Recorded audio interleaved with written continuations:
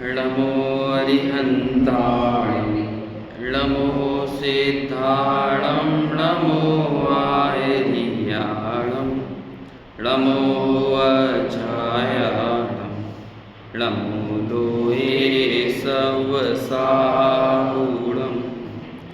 मङ्गलं भगवान् वीरो मङ्गलं गौतमो गणी मङ्गलं कुन्दकुन्दाद्यो जैन धर्मोऽस्तु मङ्गल सर्वमङ्गलमाङ्गल्यं सर्वकल्याणकारकं प्रधानं सर्वधर्माणां जैनं जयतु शासनं जैनं जयतु शासनं वन्दित सर्वसिद्धे दोमचमणो अमं गदिं पत्ते ओच्छामि समय पावड़ो निर्मोसद केवली मणिनं नमः समय साराय स्वानुभूत्या चकासते चित्स्वभावाय भावाय सर्वभावान्तरच्छते।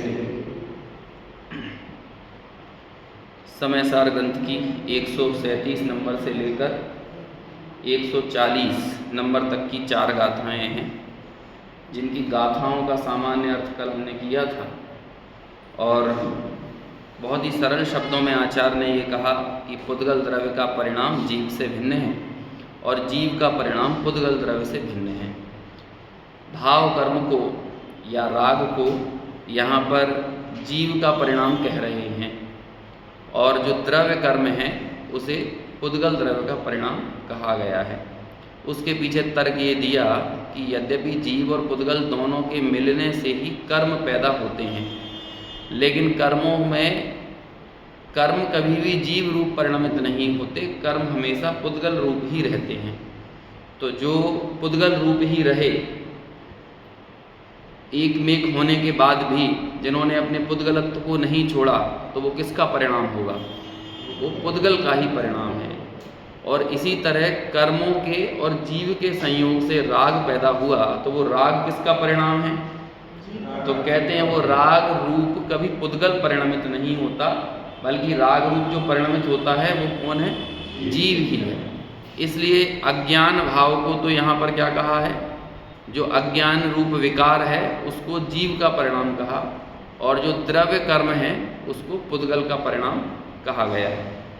तो यही अपन अब टीका और जयचंद जी छाबड़ा के भावार्थ से और देखेंगे। उससे पहले एक बार अपन गाथाओं का पाठ कर लेते हैं। ग्रंथ में से ही गाथा पढ़ते हैं जब तक अपनी स्क्रीन चालू हो रही है। ग्रंथ में यद्यपि क्रम आगे पीछे है जो हमने कल पढ़ा था उसकी अपेक्षा, तो आप अभी तो ग्रंथ से ही पढ़ लेते हैं क्योंकि मूल भाव में कोई अंतर है नहीं। जय जीवेण सहच्य पुद्गल दवस कम परिणामो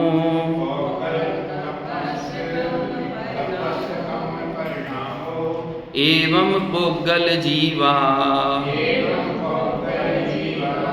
कुदो विकम्मत्तमावण्णा एकस्य दुपरिणामो पुद्गल दवस कम भावेण ताजीव भाव हेतुहिं विणाकम्मस्य परिणामो। अगली गाथा है जीवस्य दुकम्मेणया सह परिणामाहु होन्ति रागादि एवं जीवो कम्मं चदु विरागादिमावण्णा एकस्य दुपरिणामो जायति जीवस्य रागमादिहिं ताकं मोदय हेतुहिं जीवस्य परिणामो। पद्यानुवाद अपन अब स्क्रीन पर देख के पढ़ लें। इस जीव के रागादि पुद्गल कर्म में भी हो यदि, तो जीववत जड़ कर्म भी रागादिमय हो जावेंगे। किंतु जब जड़ कर्म बिन ही जीव के रागादि हो, तब कर्म जड़ पुद्गलमयी रागादिमय कैसे। यदि कर्ममय परिणाम पुद्गल द्रव्य, तो जीव भी जड़ कर्मवत कर्मत्व को ही प्राप्त हो। किंतु जब जिय भाव बिन ही एक पुद्गल द्रव्य का, यह कर्ममय परिणाम है, तो जीव जड़मय क्यों बने। बस है ना, 4 गाथाओं के सामान्य अर्थ अपन ने कल स्पष्ट किया था। किसको वो समझ में नहीं आया है ना, जितने लोग कल थे उनको तो समझ में आया ना, है ना। अपन अभी लिमिटेड ही लोग हैं, बाकी तो सब छुट्टियों पर गए हैं। देखो ये अपन ने कल छोटा सा एक डायग्राम बनाया था बोर्ड पे। इसमें 4 चीजें हैं, जीव, राग, कर्म और पुद्गल। बस ये 4 गाथाओं में इसे ही समझाया है। ये जो कर्म वाला हिस्सा है ना, वो कर्म कैसे पैदा होते हैं। कर्म जब भी पैदा होंगे, कर्म नाम की कोई वस्तु यदि पैदा होगी तो वो जीव और पुद्गल के मिलने से बनेगी। लेकिन जब जीव और पुद्गलों का आपस में मिलन होता है तो पुद्गल जो कर्म है ना, वो जीव रूप नहीं होते, वो मिलने के बाद भी पुद्गल रूप ही रहते हैं। तो जो अपनी उत्पत्ति के बाद और स्वयं को सस्टेन करने के लिए, बनाए रखने के लिए भी पुद्गलमय हो, तो वो किसका परिणाम कहलाएगा? पुद्गल का ही परिणाम है। अब इसी तरह जब कर्म और जीव आपस में मिलेंगे तो क्या पैदा होगा? राग पैदा होगा। लेकिन जब राग पैदा होता है ना, तो राग कभी पुद्गलमय नहीं होता। राग क्या रहता है? जीवमय, यानी जीव की वैभाविक परिणति, जीव की वैभाविक गुण, जीव का अशुद्ध उपादान, आपको जो कहना है कहो। तो जो अपने जीवन को जितनी देर भी राग रहा, वो राग किसमय रहा? जीवमय रहा ना। तो इसलिए कहते हैं कि वो राग किसका है? जीव का है ना। अब देखो यहाँ पे पूर्व की विवक्षाओं को भी ध्यान में रखना है। अभी हमने 111 नंबर की गाथा से जो प्रकरण पढ़ा था, तो उससे पहले एक प्रश्न पूछा था, तो फिर ये पुद्गल किसका? तो फिर आचार्य ने वहाँ पर उत्तर दिया था, ये राग किसका, ऐसा प्रश्न था ना। तो आचार्य ने उत्तर दिया था राग पुद्गल का। और अभी बहुत ज़्यादा समय नहीं बीता, 25 से गाथाओं बाद तुरंत आचार्य क्या कहने लगे कि ये राग किसका? तो कहते हैं जीव का। तो फिर क्या इसके पीछे तर्क देंगे? क्या वजह है? कौन सी विवक्षा है? हालांकि हम अभी जयसेन आचार्य की टीका पढ़ेंगे तो उसमें आचार्य नयों का प्रयोग करके ये बात फिर से समझाएंगे, है ना। तो देखो, बारंबार अपन ये बात कहते चले आ रहे हैं, जो राग को अपना माने, जो राग का कर्ता बने, वो उसका जो राग का कर्ता बने वो राग का कर्ता कहने में आता है। तो अज्ञानी राग का कर्ता बनता है और ज्ञानी राग का कर्ता नहीं बनता। जो कर्म का कर्ता बने तो किसी नए से कर्म भी उसके कहने में आते हैं। लेकिन जो कर्म का कर्ता बने ही ना, जो उदय में एकत्व धारण ना करे, जो कर्म के उदय का स्वामित्व ना ले, उसका कर्तत्व और ममत्व परिणाम ना करे, तो उसे भला क्यों हम राग का कर्ता कहें, कर्म का कर्ता कहें। लेकिन जो जो बनता है उसे किसी न किसी अपेक्षा से कहने में आता है। तो राग आत्मा का है। जब आप आत्मा में और राग में भेद स्थापित करोगे तब वो कौन सा नय होगा? नहीं, राग और आत्मा में भेद स्थापित करोगे। अपन भेद बोल रहे हैं ना, जब भेद बोल दिया ना तो व्यवहार, जब राग और आत्मा का भेद स्थापित करके आप ये कहोगे कि आत्मा में राग, जब आप ऐसा बोलते हो ना आत्मा में राग, तो वो है सद्भूत, सद्भूत व्यवहार में। लेकिन कौन सा सद्भूत, उपचरित या अनुपचरित? तो कहते हैं उपचरित सद्भूत व्यवहार में। समझ में आया? और जब आप राग आत्मा में ऐसा ना बोलो, बल्कि ये कह दो रागी, सीधे जीव को ही आपने क्या बोल दिया, रागी, तो आपने राग के साथ आत्मा का अभेद स्थापित कर दिया। तो ये अभेद स्थापित करने को बोलते हैं निश्चय नहीं। लेकिन कौन सा निश्चय नहीं? अशुद्ध निश्चय नहीं। बहुत सिंपल है ये गणित। अपन तीसरी चौथी बार नयों के इस प्रकरण को याद कर रहे हैं। जहाँ पर निर्मल पर्यायों के साथ या गुणों के साथ भेद स्थापित किया जाता है वो कहलाता है अनुपचरित सद्भूत व्यवहार में। अनुपचार और उपचार में क्या अंतर है? उपचार हो गया फॉर्मेलिटी की बात, और अनुपचार कंपैरेटिवली उस फॉर्मेलिटी से ज़्यादा निकट है ना। जैसे कि कोई हमारे ऑफिस का कलीग घर में पहुंचा, तो हमारे घर में जो भी पत्नी है या जो भी महिलाएं हैं, माता हैं, तो वो उसके साथ भी एक फॉर्मेलिटी करती हैं। और एक हमारे बिल्कुल सगा भाई है ना, मान के चलो देवर पहुंच गया घर में, तो देवर को भी भैया बोल रही हैं और ऑफिस में काम करने वाले को भी भैया बोल रही है। पति के मित्र को भी भाई बोला जा रहा है और पति के भाई को भी भाई बोला जा रहा है। दोनों के घर में आने पे फॉर्मेलिटी निभाई जाएगी, लेकिन दोनों फॉर्मेलिटीज़ में अंतर होगा।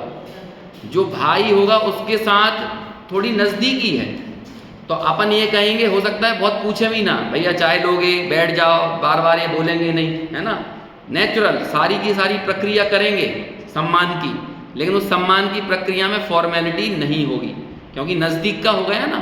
तो ऐसे ही जो अनिर्मल पर्याय हैं, जो विकार है वो दूर का है और निर्मल पर्याय नज़दीक की हैं। निर्मल पर्याय नज़दीक की क्यों है?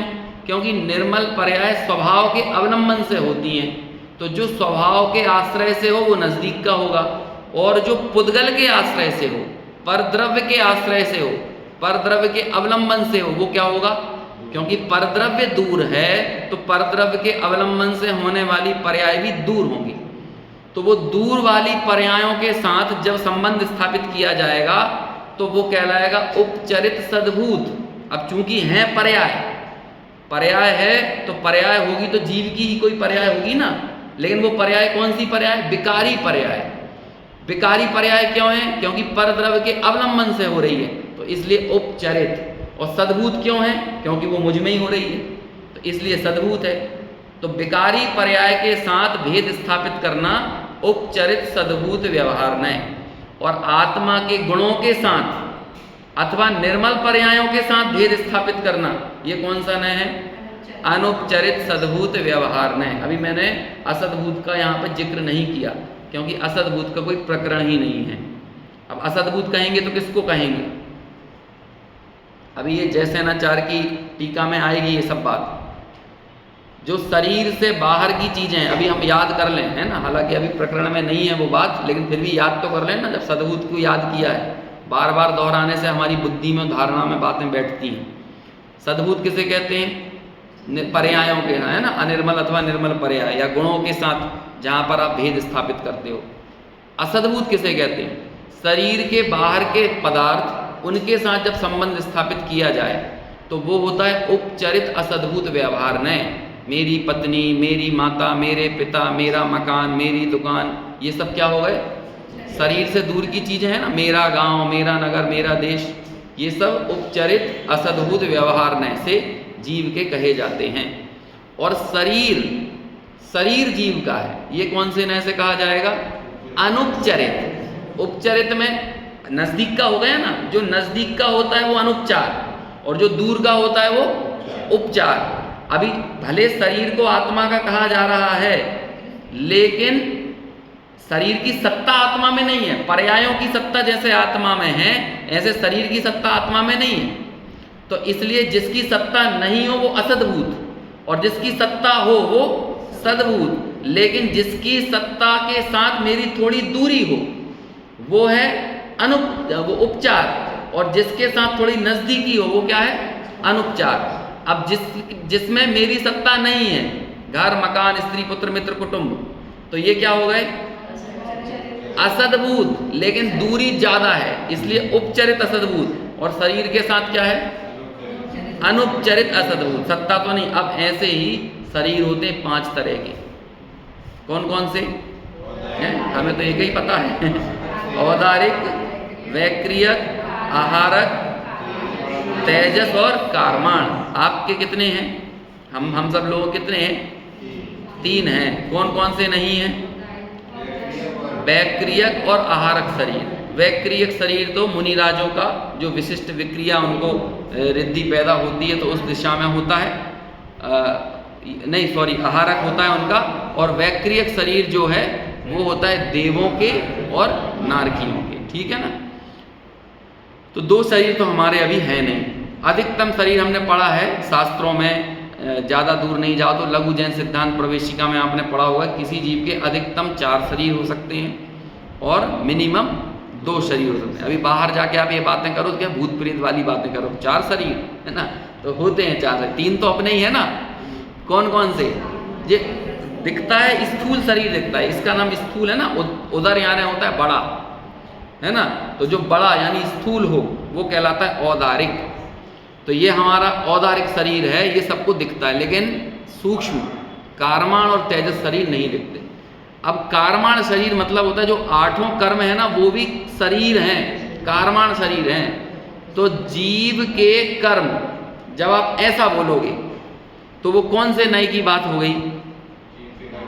अभी जो अपन ने 4 नए देखे ना उसके अनुसार बता दो आप। असद्भूत या सद्भूत? पक्का? हाँ। क्या बोला है? अनुपचरित असद्भूत। सही बोला कि गलत बोला?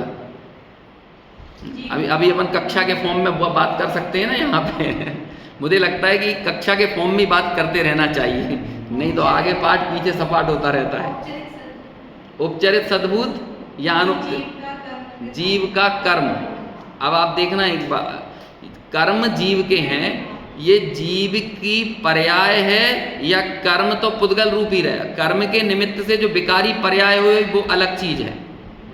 कर्म के निमित्त से विकारी पर्याय, जैसे ज्ञानावर्णी कर्म का उदय, और उस ज्ञानावर्णी कर्म के उदय के परिणाम स्वरूप जो जीव की कोई विशिष्ट विकारी पर्याय हुई, या मोहनीय द्रव्य कर्म का उदय, और उस मोहनीय द्रव्य कर्म के उदय में जो जीव के अतत्व श्रद्धान हुआ, तो वो अतत्व श्रद्धान तो जीव की विकारी पर्याय है, लेकिन मोहनीय कर्म क्या है? मोहनीय कर्म तो शरीर, कारमाण शरीर के अंदर गया ना। यदि हम द्रव्य कर्मों को शरीर में ले रहे हैं तो कर्मों के साथ कर्मों को जीव का कहना, ये कौन सा नय हो जाएगा? अनुपचरित असद्भूत व्यवहार नय। 5 शरीर इसी के अंतर्गत आएंगे। अभी जैसे अनाचार का भाव पढ़ूंगा तब और बात स्पष्ट हो जाएगी। समझ में आया कि नहीं? तो बिल्कुल इसमें कोई शंका रखने की बात नहीं है। अब देखो, यदि वही विकारी पर्याय से अभेद स्थापित कर लोगे,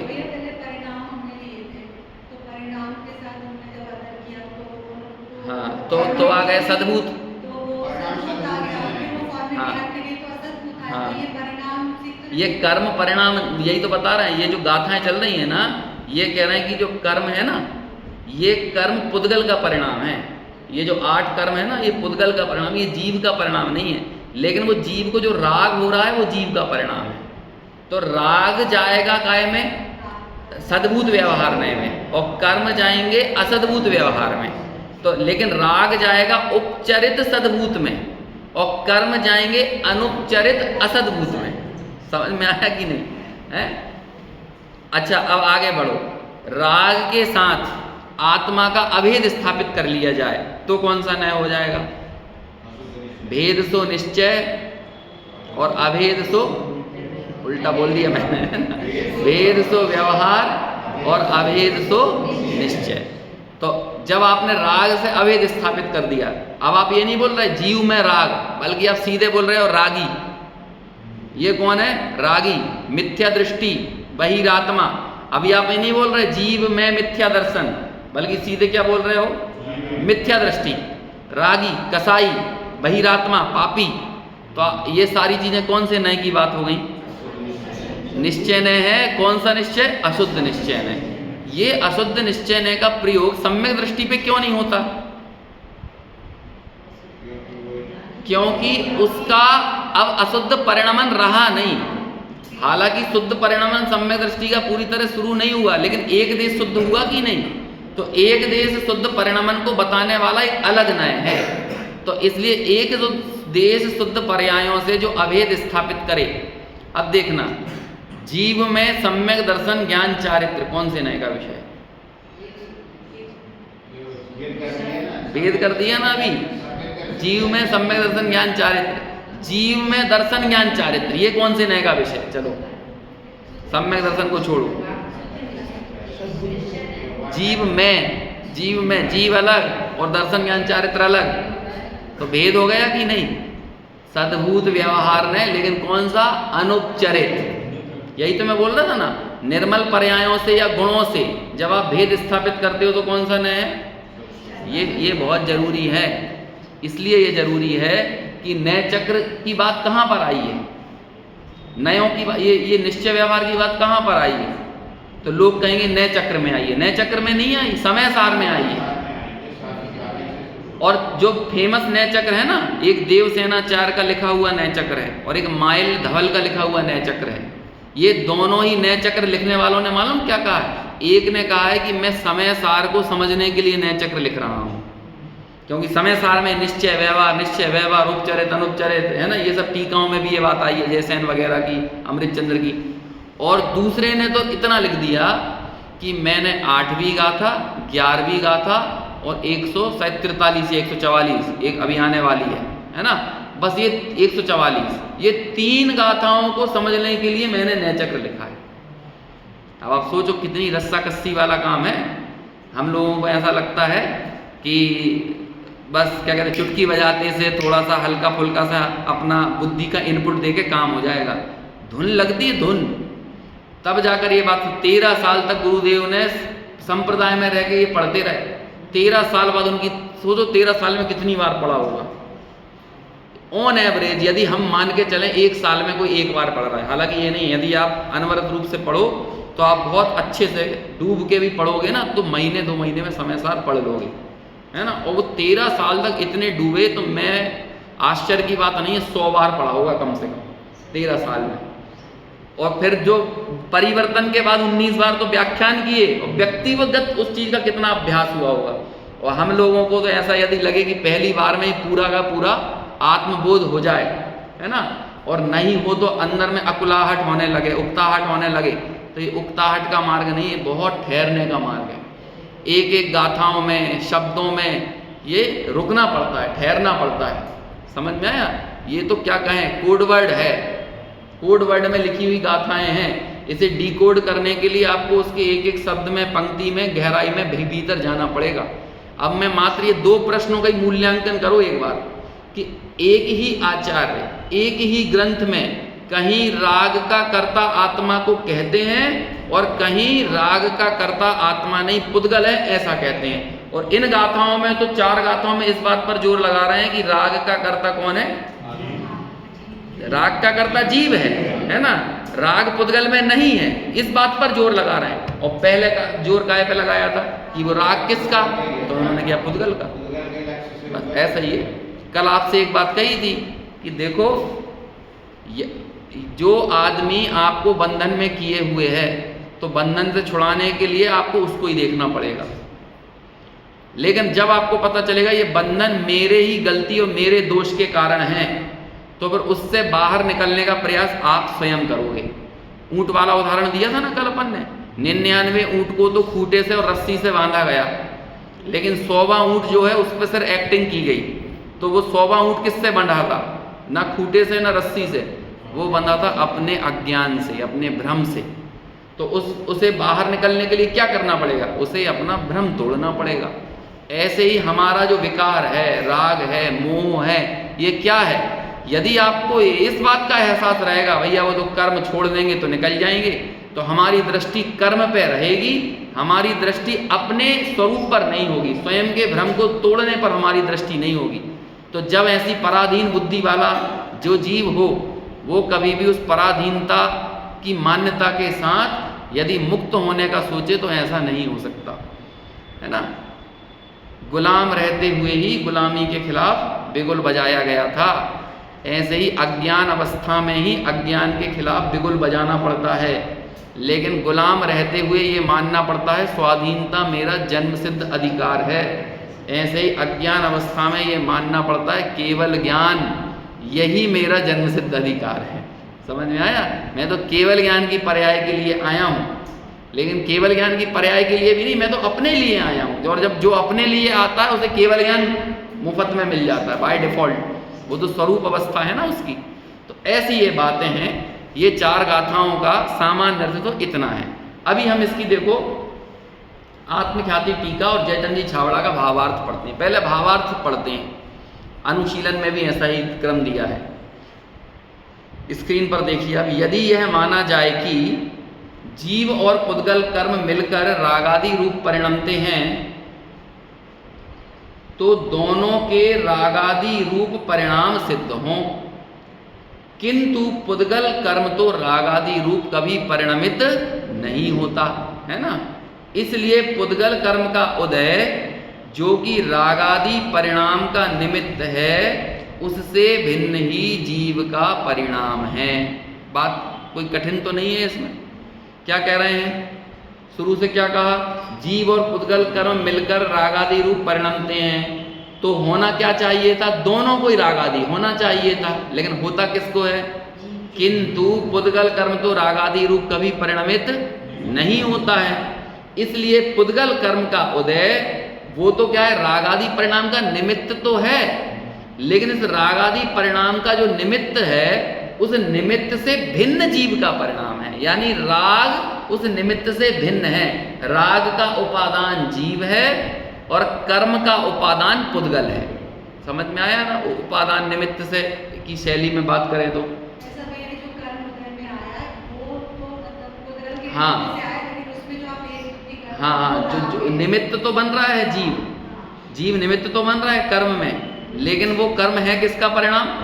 हाँ, क्योंकि आपके साथ जब तक वो कर्म एक क्षेत्रावगा संबंध से जुड़ा भी हुआ है ना, उतने काल में उसके अंदर गुण धर्म किसके पड़े हुए हैं? स्पर्श रस गंध वर्ण बनता पुद्गला है ना, तो वो पूरी कार्माण वर्गणाएं वो उसी गुण धर्म वाली हैं, स्पर्श रस गंध वर्ण वाली ही हैं, पौद्गलिक ही हैं। वो अपने पुद्गल पने को कर्म नहीं छोड़ता, इसलिए कर्म पुद्गल का परिणाम है। लेकिन राग में स्पर्श रस गंध वर्ण नहीं है। राग में है क्या स्पर्श रस गंध वर्ण? तो राग में क्या है? राग के चप्पे चप्पे में कौन है? देखो अभी अशुद्ध निश्चय न से या उपचरित सद्भूत व्यवहार न से बोलो तो राग के चप्पे चप्पे में जीव है। क्यों जीव है? क्योंकि जहां जहां राग है वहां वहां जीव है। देखो दो तरह की संधि, 2 तरह के कथन बोल रहा हूं मैं। जहां जहां राग है वहां वहां जीव है, पहला कथन। दूसरा कथन, जहां जहां जीव है वहां वहां राग है। दूसरा कथन लागू होगा? जहां जहां जीव है वहां वहां राग है, ये कथन लागू नहीं होगा, क्योंकि सिद्ध शिला में जीव तो है लेकिन राग नहीं है। लेकिन जहां जहां राग है वहां वहां जीव होगा कि नहीं? बोलो, यदि जीव नहीं मिलेगा तो वहां राग मिल सकता है? नहीं मिल सकता। तो राग को पकड़ा मतलब जीव को ही पकड़ लिया किसी ना किसी तरह। और करणानुयोग यही काम करता है, जो मार्गणाओं के माध्यम से अलग अलग 3-3, 4-4 मार्गणाएं होती है ना हर एक में, जैसे कि औदय भाव से भी जीव को पकड़ा जाता है। तो उदय जहां जहां कर्मोदय है वहां वहां जीव निश्चित तौर पर होगा ही होगा, लेकिन जहां जीव हो वहां कर्मोदय हो ये जरूरी नहीं है। इसलिए आत्मभूत लक्षण किससे मिलेगा? जहां पर दोनों चीजें लागू हों। दूसरा उदाहरण अब लौकिक देता हूं, जहां जहां धुआं है वहां वहां आग है। होता है, पक्की बात है ना, धुएं से आग का अनुमान होता है कि नहीं? लेकिन जहां जहां आग है वहां वहां धुआं है क्या? नहीं है। ये जो बिजली के तार रहते हैं इनमें आग है, एनर्जी है, लेकिन धुआं है क्या? है? नहीं होता ना। वास्तव में धुआं तो अग्नि का विकार है, क्योंकि धुआं जितना ज़्यादा होगा अग्नि उतनी मद्दी रहेगी। आप देखते हो जब सिगड़ी विगड़ी जलाते होगे तो क्या होता है, शुरू में धुआं निकलता है, तब तक अंगारे नहीं आते। तो जब तक धुआं है तो अग्नि पूर्ण रूपेण प्रज्वलित नहीं होगी, लेकिन जहां अग्नि अच्छे से प्रज्वलित हो जाएगी तो धुआं क्या हो जाएगा, कम हो जाएगा या चला जाएगा। होता है कि नहीं। अब दूसरा उदाहरण, जहां जहां उष्णता है वहां वहां अग्नि है। एक आपने लिया जहां जहां धुआं है वहां अग्नि है, और एक लिया जहां जहां उष्णता है वहां अग्नि है, और जहां जहां अग्नि है वहां वहां उष्णता है। बोलो इस चीज को दोनों जगह लगा सकते हैं कि नहीं, लगा सकते हैं ना। अब ऐसे ही जहां जहां ज्ञान है वहां वहां आत्मा है, और जहां जहां आत्मा है वहां वहां ज्ञान है। तो बोलो आत्मभूत लक्षण किसके साथ बनेगा, राग के साथ कि ज्ञान के साथ। जहां दोनों ही चीजें आपस में लागू हों तब तो क्या लगेगा, आत्मभूत लक्षण होगा। और जहां एक पक्ष तो हो और एक पक्ष ना हो, तो वो एक पक्षीय लक्षण को किसी अपेक्षा से उसका कहा जा सकता है। धुआं अग्नि का लक्षण है किसी अपेक्षा से, उस अपेक्षा को बोलेंगे अशुद्ध निश्चय ने। ऐसे ही राग जहां है वहां आत्मा है, कौन से नय से, अशुद्ध निश्चय नय से। क्योंकि शुद्ध निश्चय नय यानी और ऊपर शुद्ध निश्चय नय में भी जब परम शुद्ध निश्चय नय में जाओगे तो वहां पर एकमात्र उपयोग से ही एक मात्र आत्मा को पकड़ने का प्रयास किया जाएगा या उसी को लक्षण बनाया जाएगा। बात स्पष्ट हो रही है। तो ऐसे ही यहाँ पे राग को जीव का परिणाम कहा जा रहा है, बताने की जरूरत नहीं है कौन से नय से कहा जा रहा है। समझ में आ गया ना, अशुद्ध निश्चय। देखो अभी यदि यह माना जाए कि पुद्गल द्रव्य और जीव द्रव्य दोनों मिलकर कर्म रूप परिणमते हैं, अब ये बात की दो गाथाओं का अर्थ, तो दोनों के कर्म रूप परिणाम सिद्ध हों, परंतु जीव तो कभी भी जड़ कर्म रूप नहीं परिणमता। कर्म जब आपके हो भी गए ना तो कर्म में कर्मत्व रहा, पुद्गलत्व रहा, और जीव में जीवत्व रहा। इसलिए जीव कर्म रूप नहीं हुआ और कर्म भी जीव रूप नहीं हुए, कर्म तो पुद्गल रूप ही रहे। इसलिए कर्म किसके परिणाम हुए, इसलिए जीव का अज्ञान परिणाम जो कि कर्म का निमित्त है, जीव का जो विकारी भाव वो काय का निमित्त है, कर्म का निमित्त है। तो वो जीव का अज्ञान भाव तो किसी अपेक्षा जीव का है, लेकिन उससे भिन्न यानी जो कर्म है, कर्म से भिन्न जीव का परिणाम होगा। जीव का परिणाम कभी कर्म रूप नहीं होगा, और इसी तरह जीव का जो अज्ञान भाव या राग परिणाम है वो कभी पुद्गल रूप नहीं होगा। ये यहाँ पर बात कही जा रही है। इन चार गाथाओं में इतना ही समझ लो संदेश है। अभी चिंता मत करना, आगे जाकर इन कथनों का भी निषेध कर देंगे। समझ में आया। अभी ये दो तरह के अलग अलग कथन चल रहे हैं ना, और फिर हमें पक्षातिक्रांत आत्मा सामने रख देंगे। पक्षातिक्रांत जो कि अभी मलाई वाली गाथाएं हैं, जो सार वाली गाथाएं इस पूरे कर्ता कर्म अधिकार की, वो अब चालू होने वाली हैं एक दो गाथाओं बाद, जो कि हमारा थोड़ा एक ब्रेक के बाद चालू करेंगे अपन, है ना। देखो उक्त कथन का तात्पर्य यह है कि यद्यपि जीव के रागादि भाव कार्माण वर्गणा के कर्म रूप परिणमन में निमित्त हैं, निमित्त तो स्वीकार किया, निमित्त का ज्ञान करने में कोई बाधा नहीं है, लेकिन बाधा इसमें कि जब आप निमित्त को उपादान मान लेते हो, तथा कर्म का उदय जीव के आगामी रागादि भावों के होने में निमित्त है। तथापि जीव का रागादि भाव रूप परिणमन पूर्णतः जीव का ही है, अकेले जीव का ही है, उससे कर्म का कुछ भी लेना देना नहीं है। और पूर्व में भी ये बात कही थी कि जीव अपने रागादि भावों का तो कदाचित करता है, लेकिन कर्म का कदापि करता नहीं है। ये कदाचित और कदापि की शैली में बात आई थी ना 90 गाथाओं के आसपास, है ना। सारी बातें यदि हम पूरे सिलसिलेवार ढंग से जमा कर पढ़ें और समझने का प्रयास करें तो एक ही विषय को समझाने में आचार्य जोर दे रहे हैं। अब वो तो क्या, हम जब यहाँ चर्चा करते हैं तो पिछली जो बातें थी विवक्षा वाली 90 गाथा, तो मान के चलो वो 3 महीने पहले आई थी। अब 3 महीने में तो अपनी दुनिया बदल जाती है ना। 3 महीना छोड़ो 24 घंटे में बदल जाती है। जब आज अपन जो चर्चा करते हैं वो 24 घंटे बात करते हैं तो पता ही नहीं रहता 24 घंटे पहले क्या बात हुई थी, फिर 3 महीने पहले क्या बात हुई होगी। इसलिए मैं बार बार ये अपील करता हूँ, अब आप उस चीज़ को कितना कर पाते हो नहीं कर पाते वो देखना, कि एक आध दिन, है ना, 15 दिन में, 1 महीने में, कि एक अधिकार का पूरा आद्योपांत पाठ करना चाहिए। और ये वैसे ही करना है जैसे लोग भक्तामर का पाठ करते हैं। इससे आपकी व्यक्तिगत भाव विशुद्धि विशेष बनेगी। समाधि तंत्र जो हमारा ग्रंथ हुआ, तो एक दिन बैठो, 2 घंटे लगेंगे मुश्किल से समाधि तंत्र को पूरा पढ़ने में। उसको 105 श्लोक हैं, 210 लाइनें हैं। 105 श्लोक मतलब कितने हुए? 210 लाइनें। और 210 लाइनों के अर्थ पढ़ोगे तो और 210 होंगी, तो कितनी लाइनें हुई? 500 लाइनें हैं। और एक लाइन में यदि 8 शब्द हैं तो 500 × 8 कितने हो गए? 40, 4000। 4000 शब्द पढ़ने में कितनी देर लगेगी? 1.5 से 2 घंटे से ज़्यादा तो नहीं लगेंगे ना। 1.5-2 घंटे में आप पूरा एक ग्रंथ का रिवीजन कर दोगे। और वो चीज़ें जब बारंबार, एक अंग होता है आमनाय नाम का, उसमें क्या होता है आमनाय में? वाचना, प्रच्छना, फिर अनुप्रेक्षा। आमनाय, अनुप्रेक्षा में उस अर्थ का बारंबार भीतर में चिंतन करता है, और आमनाय में दोहराता है। तो ये दोहराना भी स्वाध्याय का अंग है। ऐसे ही आप एक अधिकार का पाठ करो तो उससे पूरी एक संधि बैठती है गाथाओं के साथ, कि यहाँ पे पूरा क्या मर्म चल रहा है, क्या बात हो रही है। लेकिन जब आप 3 महीनों बाद एक विषय सुनो और फिर 3 महीने बाद अगला विषय सुनो, तो हमें लगेगा ना कि वहाँ तो राग का कर्ता आत्मा को कहते थे, यहाँ पे पुद्गल का कह रहे हैं, या वहाँ पुद्गल का कहते थे, यहाँ आत्मा का कह रहे हैं। क्या विवक्षा है? तो जब वो हम क्रमबद्ध तरीके से चीज़ों को त्वरित उसका अभ्यास अध्ययन करके यदि चीज़ों को मिलाएं, तो हमें बात समझ में आएगी कि आचार्य अज्ञान भाव को राग का अज्ञान भाव से जीव को तो संबंधित बताते हैं, लेकिन कर्म से कदापि संबंध नहीं है। इस बात पर ही सारा का सारा जोर दिया है। और इस जोर देने के पीछे कारण भी है, क्योंकि 75 गाथा यही तो कह रही थी ना। 75 नंबर की गाथा, कर्म के परिणाम को, नो कर्म के परिणाम को जो ना करे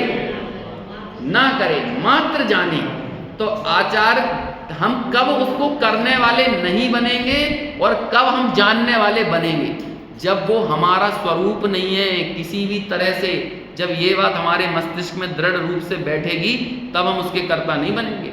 नहीं तो हम कर्म के परिणामों में हिचकोले खाते रहेंगे, नौ कर्म को अपना मानते रहेंगे। एक बार उनसे सर्व प्रकार से नास्ति सर्वोपि संबंधा, मेरा कोई संबंध नहीं है कर्म और नौ कर्म से, ऐसा मानो तो कर्म के उदय के भी ज्ञाता रहोगे और कर्म के खिरने के भी ज्ञाता रहोगे, विकारी पर्यायों के भी ज्ञाता हो जाओगे। आगे जब कर्म के कर्ता नहीं बने तो निर्मल पर्याय प्रकट हुई ना। तो वो निर्मल पर्याय में क्या होगा कि आप अपने ज्ञान भाव से, स्वभाव से जुड़ गए हो, और स्वभाव से जुड़ा हुआ व्यक्ति विकारी पर्यायों का भी ज्ञाता होता है और अविकारी पर्यायों का भी ज्ञाता होता है। अवलंबन तो किसका होता है? वो लिखा हुआ है, ध्रुव का अवलंबन है, वेदन नहीं। 10वें नंबर का पॉइंट है ना। और पर्याय का वेदन है, अवलंबन नहीं। निर्मल पर्याय भी निर्मल पर्याय का वेदन नहीं करती, वो अवलंबन नहीं लेती। निर्मल पर्याय भी किसका अवलंबन लेती है? जो निर्मल पर्याय में, श्रद्धा में, ज्ञान में और चारित्र में जो सुख का वेदन हो रहा है ना, लेकिन वो सुख का वेदन होने के काल में भी अवलंबन उस पर्याय का नहीं है। अवलंबन तो किसका है? ध्रुव का। ध्रुव यानी त्रिकाली द्रव्य स्वभाव का अवलंबन। हाँ, अरे राग, मोह, क्रोध, मान, माया, लोभ, वो 16 सूत्र बनाने का कहते हैं ना अमृतचंद्र। ऐसे 16 नहीं, असंख्यात बना लो। असंख्यात प्रकार का विकारी भाव, असंख्यात लोक प्रमाण भाव है ना मिथ्या दृष्टि के, तो हर एक भाव को रख लो। ईर्ष्या को रख लो अपने साथ, समझ में आया? कपट के भाव को रख लो। मान भी सबका अलग अलग प्रकार का होता है, मायाचारी भी अलग अलग प्रकार की होती है, तो सब अपनी अपनी तरह की मायाचारी और इन सबको रख लो वहाँ पे। देखो आगे, अब देखो ये आत्मख्याति अपन सिर्फ पढ़ देते हैं, आपको सब बात समझ में आ जाएगी, क्योंकि 2 दिन में अपनी ये पूरा विषय की चर्चा हो गई और वही बात आत्मख्याति में बोली है। ये वाली लाइन पढ़ ली थी ऊपर की। हाँ, अकेले जीव का ही है, उसमें कर्म का कुछ भी नहीं है। इसी प्रकार कार्माण वर्णना का कर्म रूप परिणमन पूर्णतः पुद्गल का ही है, अकेले पुद्गल का ही है, उसमें जीव का कुछ भी नहीं है। कर्म में जीव का कुछ भी नहीं है और राग में पुद्गल का कुछ भी नहीं है, ये कहते हैं। आत्मख्याति में इस प्रकार इन गाथाओं का भाव स्पष्ट किया है। रागादि अज्ञान परिणाम के निमित्त भूत उदयागत पुद्गल कर्म के साथ ही दोनों एकत्र होकर ही रागादि अज्ञान परिणाम होता है। कैसे होता है रागादि अज्ञान परिणाम? जब पुद्गल कर्म और जीव, है ना, ये जब मिल जाते हैं, जीव का अज्ञान परिणाम और पुद्गल कर्म का उदय, ये दोनों साथ में मिल गए तो इसी से वो राग आदि अज्ञान परिणाम होता है। यदि ऐसा तर्क उपस्थित किया जाए तो जिस प्रकार मिले हुए चूना और हल्दी का लाल परिणाम होता है, उसी प्रकार जीव और पुद्गल कर्म दोनों के राग आदि परिणाम की आपत्ति आ जावे। कल अपन ने उदाहरण दिया था कि जब लाल रंग बना तो चूने ने अपना चूनापना छोड़ा और हल्दी ने हल्दीपना छोड़ा, हुआ कि नहीं? ऐसे ही जब कर्म रूप परिणाम हुआ या राग रूप परिणाम हुआ तो राग रूप परिणाम में जीव तो राग रूप परिणमित हुआ, लेकिन पुद्गल बिल्कुल भी राग रूप परिणमित नहीं हुआ। एक ने तो अपना परिणमन किया, वो अपन लोक में बोलते हैं ना, भैया एक हाथ से ताली बजती है, वो नहीं बजती, दोनों हाथ से ताली बजती है, मतलब दोनों को इन्वॉल्व होना पड़ता है। तो राग में पुद्गल इन्वॉल्व नहीं हुआ, कौन इन्वॉल्व हुआ? कौन परिणमित हुआ? जीव। तो इसलिए कहते हैं कि वो राग किसका परिणाम? जीव का। क्योंकि जैसे वो लाल रंग बनने में हल्दी भी अपना सब खो देती है और चूना भी अपना खो देता है, लेकिन जब राग की उत्पत्ति होती तो पुद्गल अपना कुछ नहीं खोता। समझ में आया? तो इसलिए वो किसका? राग जीव का। उसी प्रकार जीव और पुद्गल कर्म दोनों के राग आदि परिणाम की आपत्ति आ जाएगी, मतलब दोनों ही राग रूप परिणमित होंगे। परंतु होता क्या है? परंतु के बाद बताते हैं, राग आदि अज्ञान परिणाम तो एक जीव के ही होता है। पुद्गल तो उसमें दखलंदाजी नहीं करता, वो तो साइड में बस मौजूद रहता है। तो वो कहते हैं ना, कई दोस्त रहते हैं, तुम लड़ो हम साइड में खड़े रहेंगे। तो ऐसा ही है कि वो जीव तो राग आदि रूप परिणमित हो गया, बस पुद्गल कर्म मौजूद रहता है। तो जो मौजूद है उसके ऊपर आरोप तो आता है, वो निमित्त तो कहने में आता है, लेकिन वो उपादान कहने में नहीं आता। राग आदि अज्ञान परिणाम तो एक जीव का ही होता है, इसलिए पुद्गल कर्म का उदय जो कि जीव के राग आदि अज्ञान परिणाम का निमित्त है, उससे भिन्न ही जीव का परिणाम है। समझ में आया? पुद्गल कर्म के उदय से भिन्न ही जीव का परिणाम है। जीव का विकार भिन्न है और पुद्गल कर्म का उदय भिन्न है ना? ये पहली दो गाथाओं का अर्थ। आगे की दो गाथा, और कर्म परिणाम के निमित्त से राग आदि अज्ञान परिणाम से परिणत जीव के साथ ही पुद्गल द्रव्य के कर्म रूप परिणाम होते हैं। पुद्गल कर्म रूप कब बना? जब जीव का राग आदि अज्ञान परिणाम मिल गया तो पुद्गल द्रव्य किस में परिणमित हो गया? कर्म में परिणमित हो गया। अब कर्म की उत्पत्ति हो गई, कर्म नाम की एक वस्तु पैदा हुई। लेकिन अब देखो आगे, यदि ऐसा तर्क उपस्थित किया जाए, फिर वही उदाहरण, जिस प्रकार मिले हुए चूने और हल्दी का लाल परिणाम होता है, उसी प्रकार पुद्गल द्रव्य और जीव द्रव्य दोनों के कर्म रूप परिणाम की आपत्ति आ जाए, यानी दोनों के दोनों कर्म रूप हो जाएं, जीव भी कर्म रूप हो जाए और पुद्गल भी कर्म रूप हो जाए। लेकिन होता क्या है? पुद्गल तो होता है कर्म रूप, लेकिन जीव कर्म रूप नहीं होता। परंतु कर्मत्व रूप परिणाम तो एक पुद्गल द्रव्य के ही होता है, इसलिए जीव के राग आदि अज्ञान परिणाम जो कि कर्म के निमित्त हैं, उनसे भिन्न ही पुद्गल का परिणाम होता है। हल्दी और चूने के मिले हुए रूप का उदाहरण देकर आत्मख्याति के उक्त कथन में भी वही बात सिद्ध की गई है, जिसका स्पष्टीकरण ऊपर किया जा चुका है। देखो अब इसमें मैं एक चीज और पढ़ लूं, जय सेनाचार्य की तात्पर्य वृत्ति का थोड़ा सा नए इसमें लगाए हैं ना, 2 मिनट में अपन ये बात पूरी करते हैं। एक यहाँ तात्पर्य वृत्ति में विशेष जानने योग्य एक बात है जो इस प्रकार है, यह जीव अनुपचरित असद्भुत व्यवहार नए से, यही मैं अभी बोला था शुरू में, है ना, कोई चीज यहाँ पे दोहरा रहे हैं, द्रव्य कर्मों का करता है। क्यों है अनुपचरित असद्भुत व्यवहार नए से? कारमाण शरीर, कारमाण शरीर है ना, शरीर के साथ आत्मा का एकत्व कौन से नए का विषय है? कौन सा? असद्भूत। शरीर को आत्मा का कहना असद्भूत। कौन सा असद्भूत? अनुपचरित असद्भूत। तो इसलिए द्रव्य कर्मों का कर्ता आत्मा कौन से नए से? अनुपचरित असद्भूत व्यवहार नए से। और अशुद्ध निश्चय नए से किसका है? राग आदि भाव कर्मों का करता है ना, क्योंकि राग के साथ अभेद कर दिया ना, राग परिणाम के साथ, और ऊपर की गाथा में ये दोनों चीजें आई। द्रव्य कर्म के साथ तो द्रव्य कर्म को पुद्गल का कह दिया, जैसे ये शरीर पुद्गल है, ऐसे द्रव्य कर्म क्या है? वो भी पुद्गल हैं। तो इस शरीर को अपना कहना ये भी असद्भूत व्यवहार, तो पुद्गल कर्मों को जीव का कहना ये भी असद्भूत व्यवहार। लेकिन राग जीव का विकारी परिणाम है, इसलिए निश्चय। लेकिन चूंकि राग है ना, अशुद्ध है ना, विकार है ना, तो इसलिए अशुद्ध निश्चय है।